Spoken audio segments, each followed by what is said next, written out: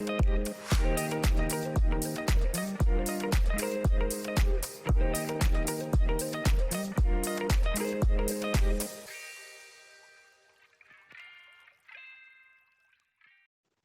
thank you everyone for joining today's interview. My name is Natalie Mislia. I'm with Titan Change here in Montreal, Canada.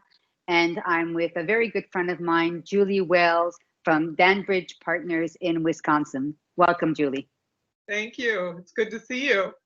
So for today's interview, as you know, what really we'd want to talk about is managing change in 2020 and beyond.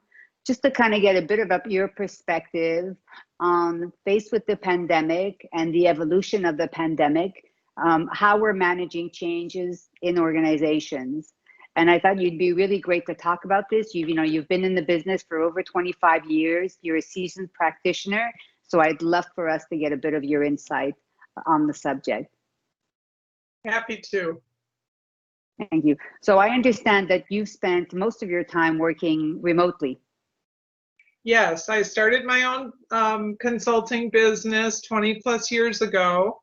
And while occasionally I would go on site for client meetings or a few days here and there, for the most part, I have been working remotely in a home office. So this is old hat to me in some ways, but knowing that everybody else that I'm usually working with in a different fashion is dealing with some of the challenges that this can present has been an interesting journey and an interesting experience to watch and help with. So for myself, I've always worked on site. I've never been working remote. So this is new to me to do remote change management. So I do see some benefits, but I also see a lot of the challenges. And I'd like to get your perspective on, probably today you've probably mitigated those challenges, but for the people out there like me that are going from on-site to remote, what would be some of your, top challenges and how you recommend, mitigating them?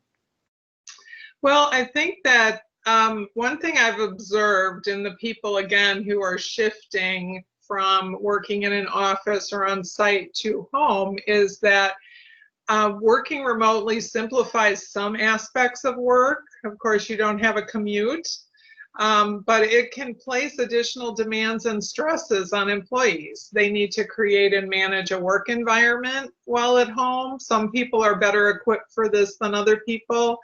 And the COVID working remotely is actually different than just working remotely because of the complexities of the whole family being at home and the balancing act and challenges that presents. So I think those are big differences.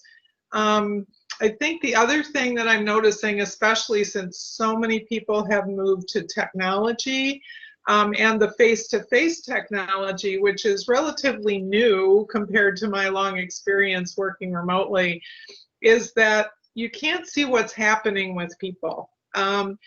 There's a lot going on in the background, and work and personal dynamics kind of need to shift. Managers might need to manage differently. The idea of managing by walking around doesn't work anymore, even though that's the kind of thing that people have been taught as a best practice. The personal circumstances of each employee and the interpersonal interactions are all changing a little bit. So those are some of the challenges that I see. Those are really big challenges. I find that on my end, from a more personal perspective, I find the work-life balance, I seem to spend more hours at work. Probably, like you said, we don't have the commute, and I find the hours are the work hours are kind of diluted in the days. Meetings tend to start earlier in the morning. Lunch is no longer sacred. Meetings last, past 4 or 5 because people figure you're in your house anyways. So I find that to be a bit challenging to try to manage, a schedule that still allows you to have that work-life balance that we're all looking for. Definitely. I think one of the things that I have seen throughout my career of doing just what you're saying is it almost becomes a continuum. So rather than a defined space or defined hours that are differentiated by driving somewhere, being in a different space and driving back or commuting back, you really have the flexibility is a benefit. If you're a parent and you want to go to reading Rainbow at the classroom, you can for an hour because you can run over and do that, but then you displace that time in the day that then gets made up in the evening. At least that was my experience. So I welcomed the flexibility, and the reality was there wasn't a lot of closing my door. It just sort of became one wake to sleep continuum of activity that was the balance I wanted, but it didn't ever feel like I was off. Yeah. For one way or another. And I think more people are seeing that, especially with their kids at home, some of them young kids, and having to be teacher, you know, chef, Yeah. and employee all at the same time. That's a challenge. But I find that our tolerance level has changed too.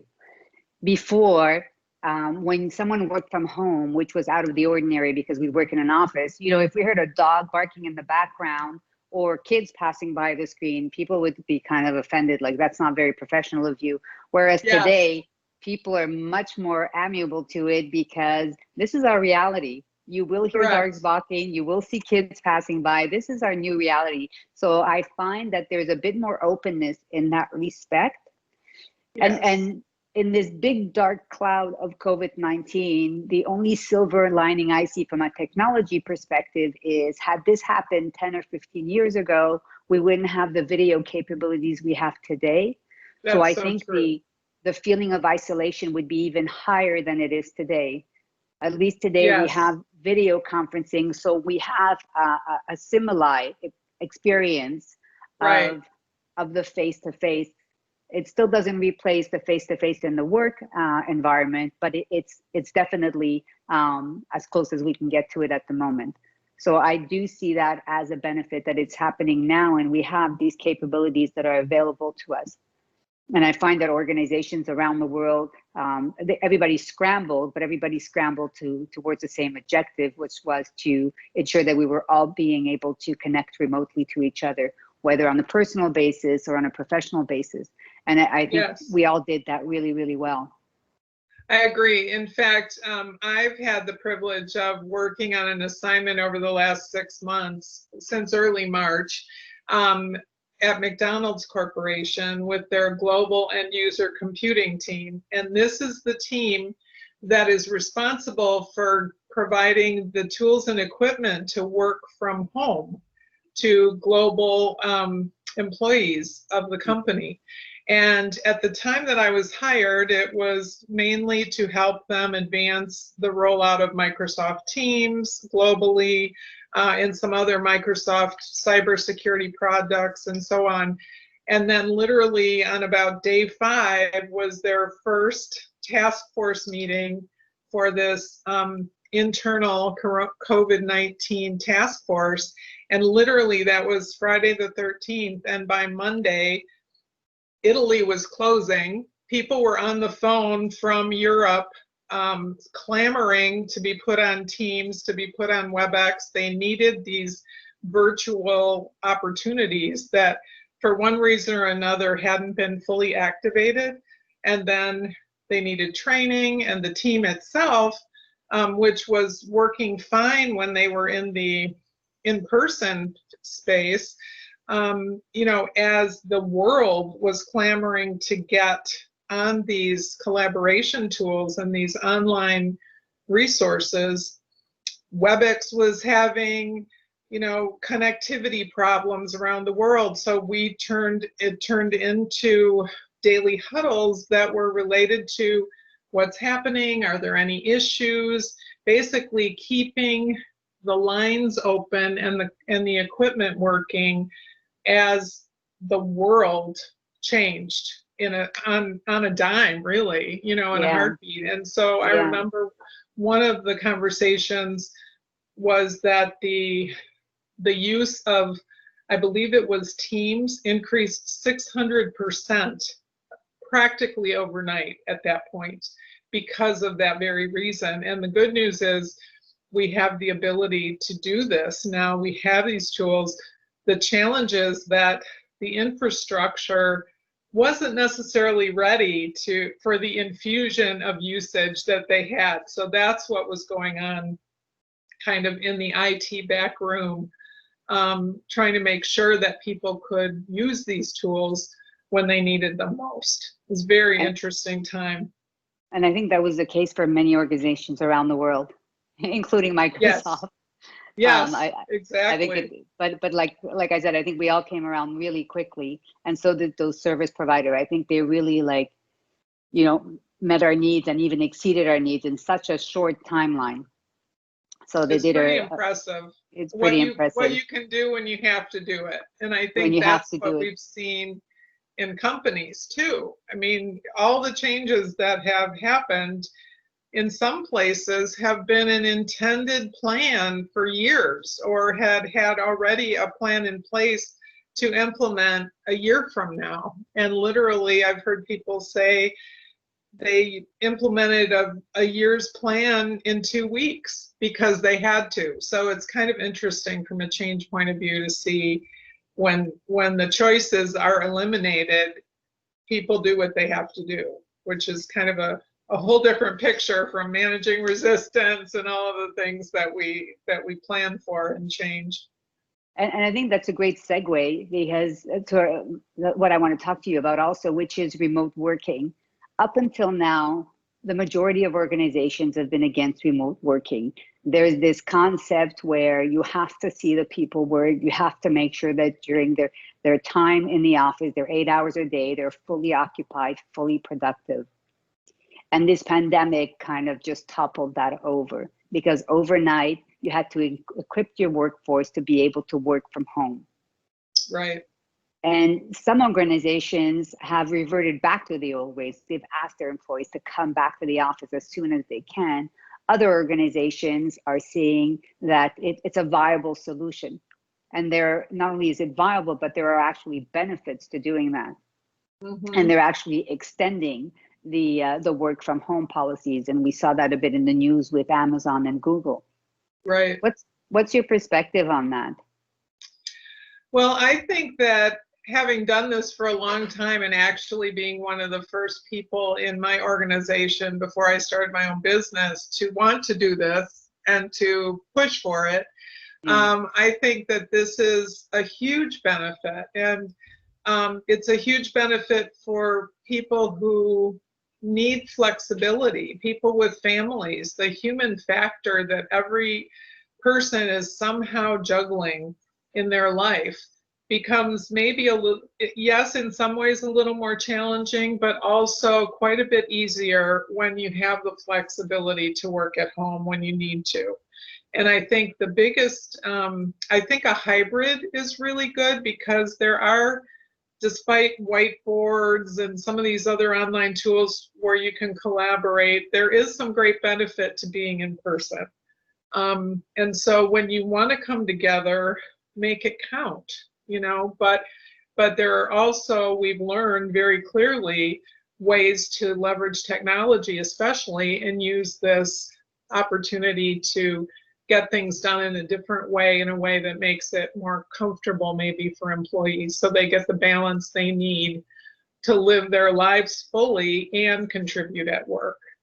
So I think it's a great option, and it's one of the gifts of COVID-19, I guess, is that we finally have moved to a point where maybe there's no turning back, and people, many people could have the option now.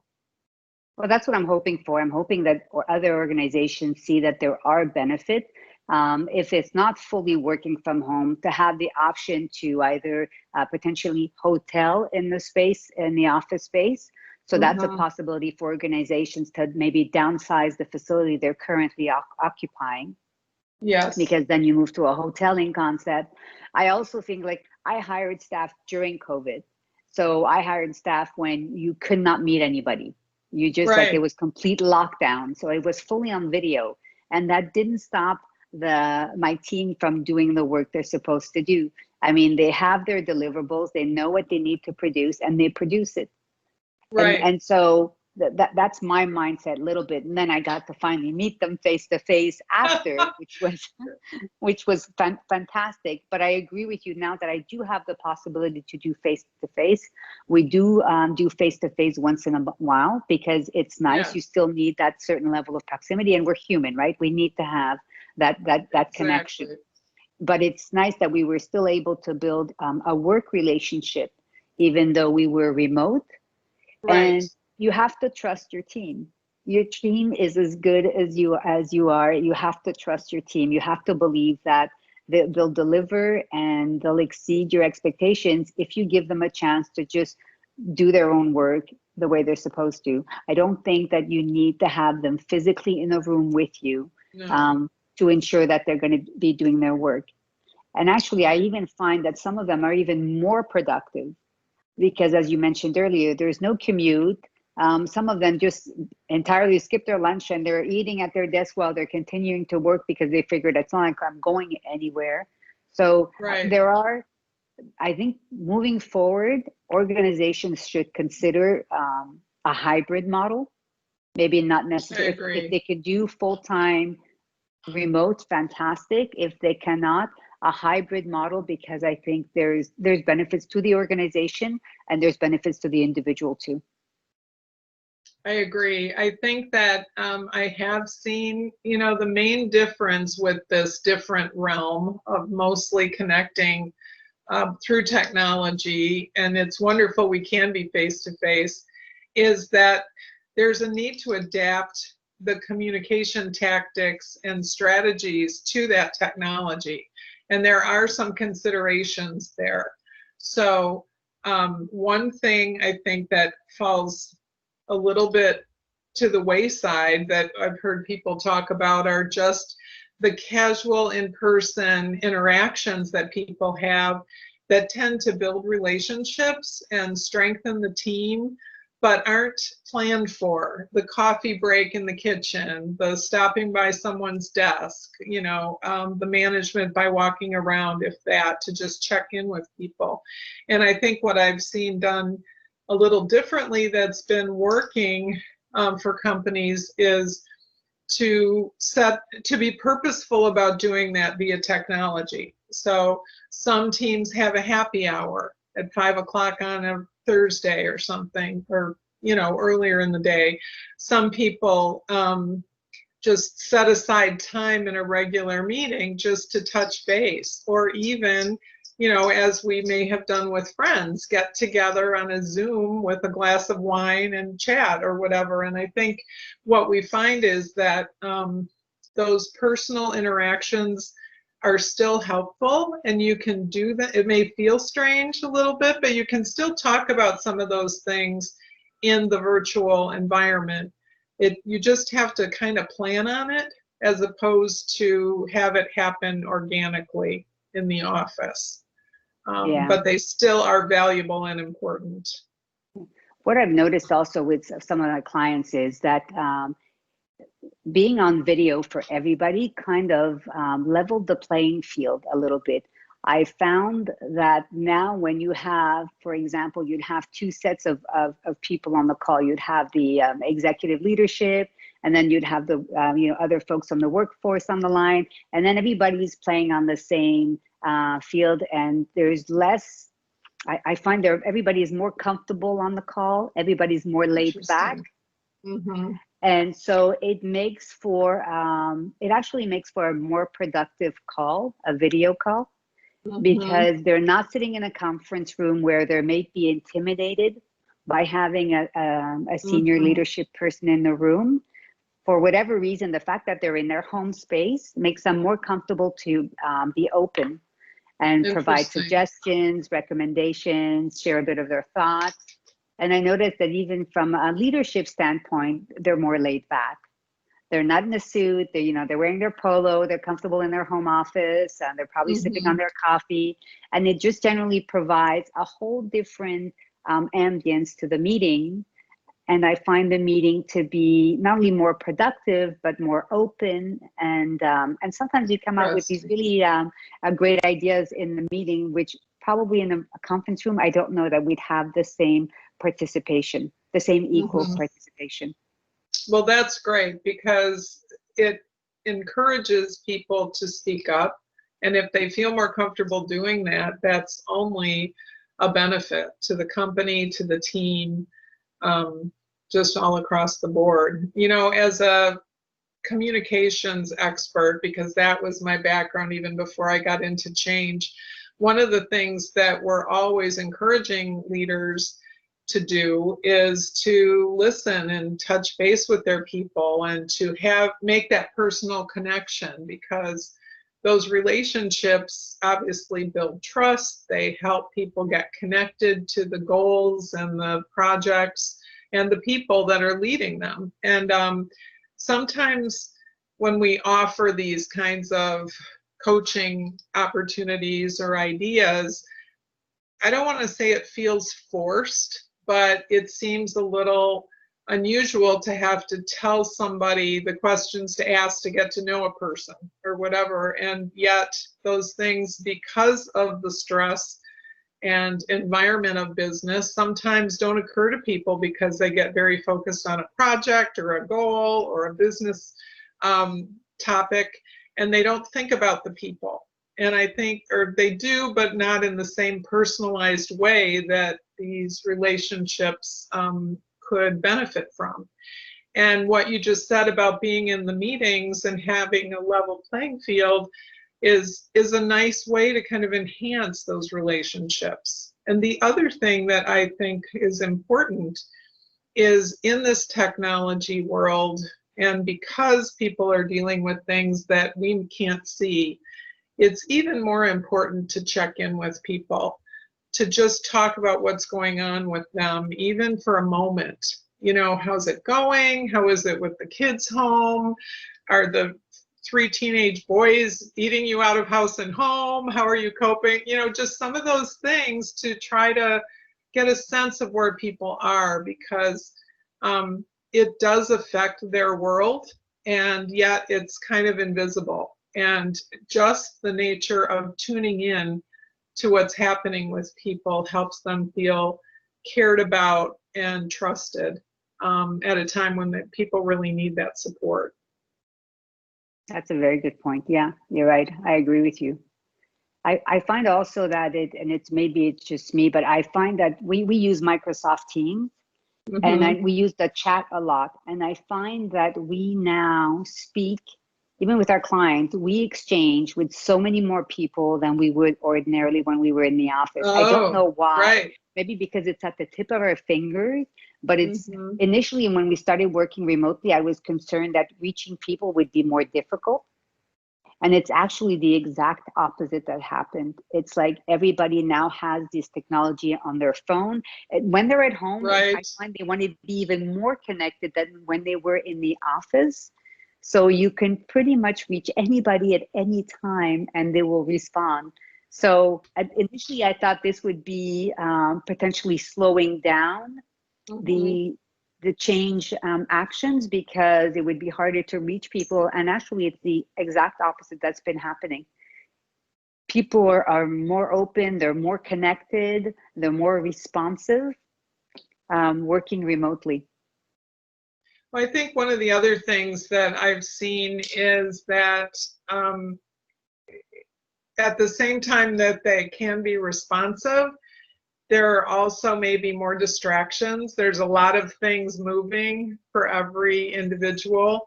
And I think one of the things that I've found is that if you really need somebody's input, or you need to focus their attention, for example, within a deadline structure where you need to complete something in a couple of days or whatever, one of the things that I find helpful is to literally schedule time with them and focus together. You know, you can look at the same document on your screen. They can be reading it while you're together if needed. You can ask questions or provide context. as they're looking at it. And because of the many moving parts that happen in people's lives, I find that right now especially has been helpful.